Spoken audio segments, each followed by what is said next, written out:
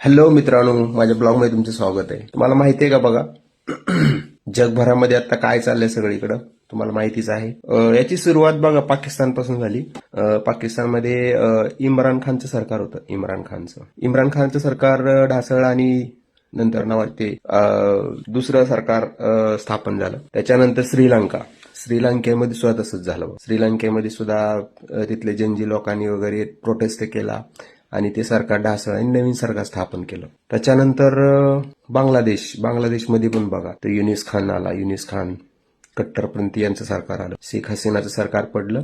त्याच्यानंतर नेपाळमध्ये पण तुम्ही बघा, तिथल्या जनजी जे आहे जनरेशनच्या लोकांनी पहिलं जे राजाचं सरकार उलथवून पाडलं आणि दुसरं सरकार आता आलेलं. आता जे व्हेन्युलामध्ये त्या ठिकाणी सुद्धा बघितलं, तिथला जो शासक होता, शासकला त्यांनी झोपलेला असताना झोपेतनं उठवून त्याच्या पत्नीसह त्याला अरेस्ट करून घेऊन गेले. आता इराणमध्ये तेच चालू आहे बघा. इराण खमनेईचं सरकार ऑलमोस्ट जाईल असं म्हणतात. बहुसंख्य मुस्लिम लोक जे आहेत ते त्यांच्या मूळ पारसी धर्मामध्ये कन्व्हर्जन करत आहेत. असं म्हणतात की तिथं सुरुवातीला कोणत्याही प्रकारचे मुस्लिम आबादीच नव्हती असं म्हणतात. पारशी धर्माचेच लोक होते आणि त्यांचं कन्व्हर्जन करून त्यांना मुस्लिम केलेलं होतं.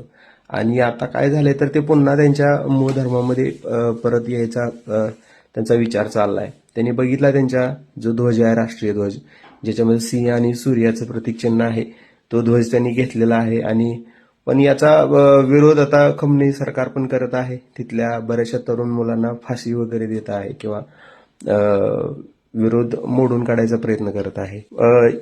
आता हे सगळं कोण करत आहे तर आणि सगळीकडे पॅटर्न एकच आहे बघा, एकच की अगोदरचं असणार जे सरकार आहे ते ढासळायचं आणि नवीन सरकार स्थापन करायचं. तुम्हाला माहिती आहे हे सगळं अमेरिका करत आहे बघा.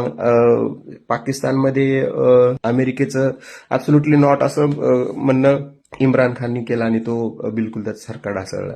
बांगलादेशमध्ये जे माउंट हिल आहे, त्यांना एअरपोर्ट बनवण्यासाठी पाहिजे होतं, तर ते शेख हसीनाने दिलं नाही, म्हणून त्यांचं ते तसं झालं. आणि आता प्रत्येक ठिकाणी त्यांनी काही ना काही अशी कारणं दाखवलेली. उदाहरणार्थ अमेरिकेसोबत ट्रेड न करणं किंवा अमेरिकेच्या म्हणण्यानुसार तिथल्या ज्या काही ट्रेडिंगच्या योजना आहेत त्या योजना न राबवणं, त्यांना त्यांच्या सोयीनुसार जो त्यांचा हा कच्च्या तेलाचा पुरवठा आहे तो आपण विकत न घेणं किंवा त्याच्या निर्यात न होऊ देणं, अशी बरीचशी कारणं आहेत. आपण जर त्यांना विरोध केला एखाद्या देशाने, तर त्या देशाविरुद्ध ते त्यांचं जे CIA आहे, गुप्तहेर संघटना, हे त्यांचे CIA गुप्तहेर संघटना हे प्रत्येक देशामध्ये पेरले जातात अगोदर, तिथलं सरकार ढासळायच्या अगोदर.